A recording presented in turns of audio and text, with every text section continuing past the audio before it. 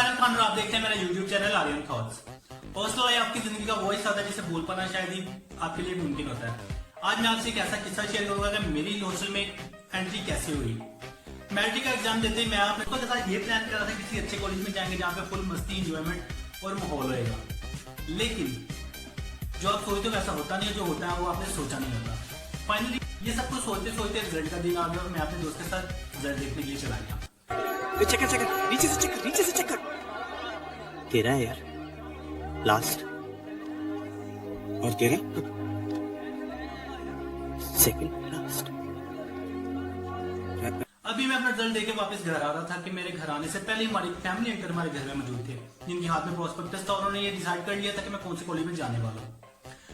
उससे भी bad news ये थी कि मुझे वहां पे हॉस्टल में रहना था और मैं अपने घर से दूर जा रहा था, दूसरे शहर में जा रहा था। मतलब उस शहर में मैं कभी गया नहीं था और मैंने कभी उसको देखा नहीं था। और फिर मुझे वहां पे जाके 3 इयर्स के लिए वहां पे मतलब शिफ्ट होना था, रहना था हॉस्टल में। अब सबसे बड़ी बात तो ये थी कि मैं अपने खानदान का इकलौता वारिस था और घर से कभी निकला ही नहीं बाहर। मतलब घर से बहुत कम ऐसा होता था कि दूर जाऊं। लेकिन मुझे 3 साल के लिए वहां पे हॉस्टल में रहना था। तो मेरे पापा ने बोला कि अंकल ने डिसाइड कर लिया तो अब आपको तो रहना पड़ेगा। तो मैं तो साफ बोल दिया कि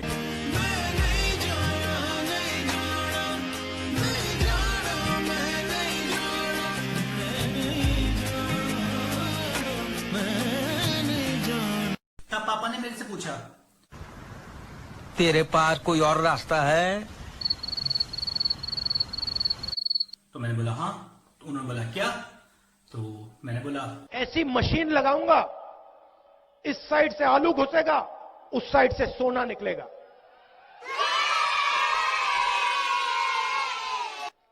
इस साइड से आलू डालो, उस साइड से सोना निकालो।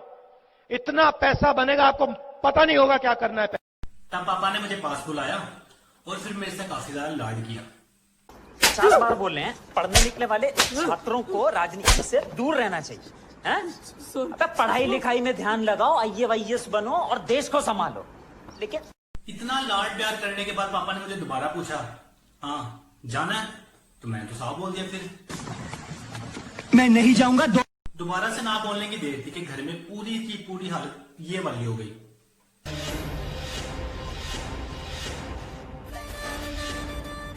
तब मेरे ऊपर हुआ इमोशनल अत्याचार। तो मैंने बोला कि मुझे कोई एक स्पेसिफिक रीजन बता दो जिससे आपको लगता है कि मुझे ये घर छोड़ के चले जाना चाहिए। हम तुमको पाला हूं रे, हम तुमको जिंदगी दिया हूं। अब ऐसे में बड़ा सख्त लौंडा हूं,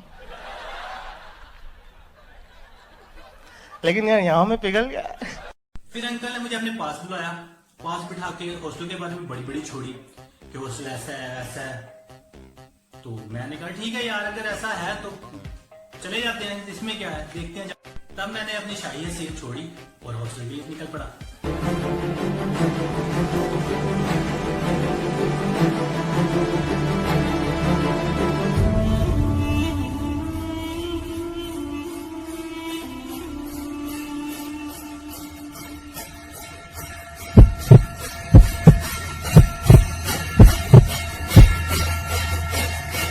अब मुझे ये था कि यार ये शाही हॉस्टल है तो इसमें इस्तेमाल भी काफी बढ़िया होएगा।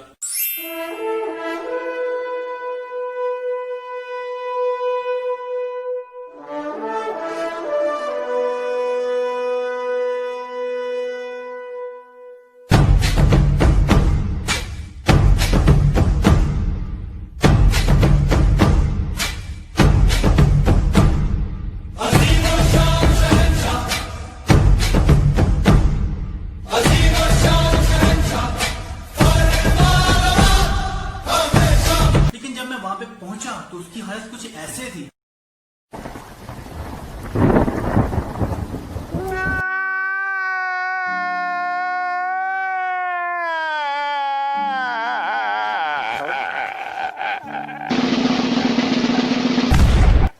मुझे बिल्कुल भी समझ नहीं आ रही थी कि यार ये मेरे साथ क्या हो रहा है। मतलब चलो दिन तो जैसे जैसे इधर उधर घूम फिर के गुजार लिया। अब जैसे रात के खाने का टाइम हुआ, यकीन माने वहां पे खाना ऐसे मिल रहा था।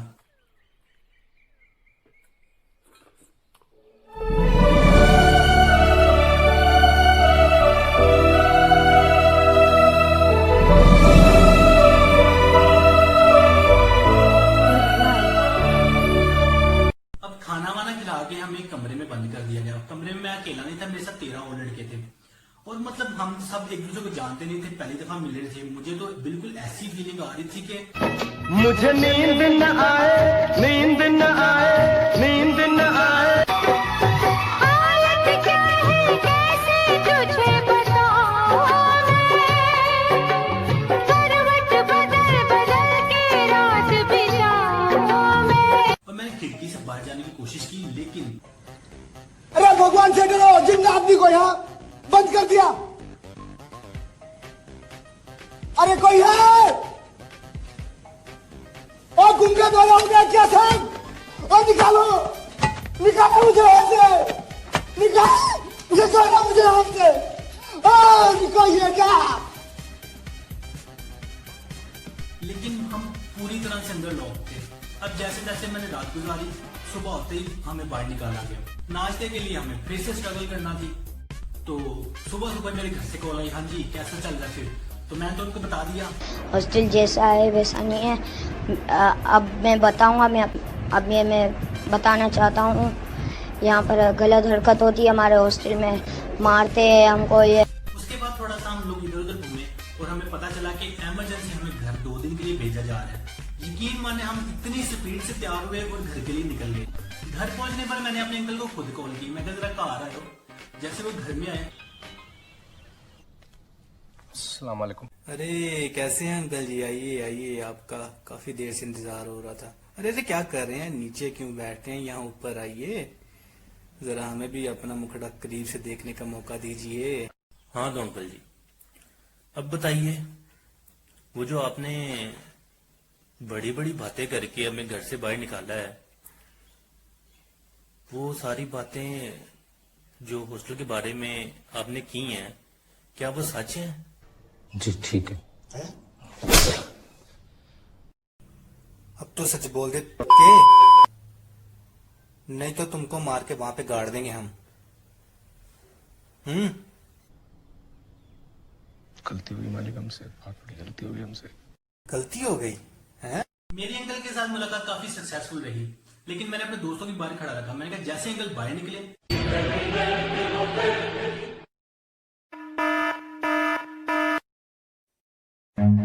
रन।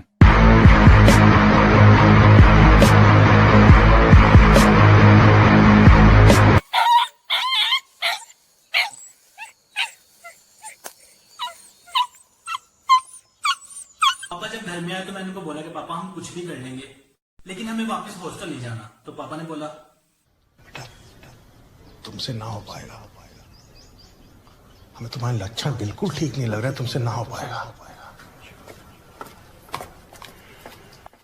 तब मैंने बोला अगर मैं हॉस्टल से भाग जाऊं तो?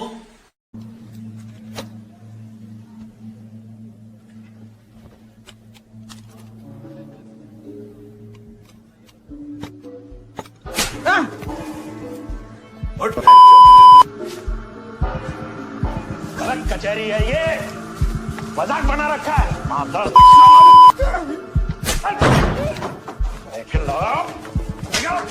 निकलो यहाँ से, निकलो। अरे पंडित जी जाने दीजिए उसको। देख लेंगे। क्या करेगा, क्या कर लेगा तो?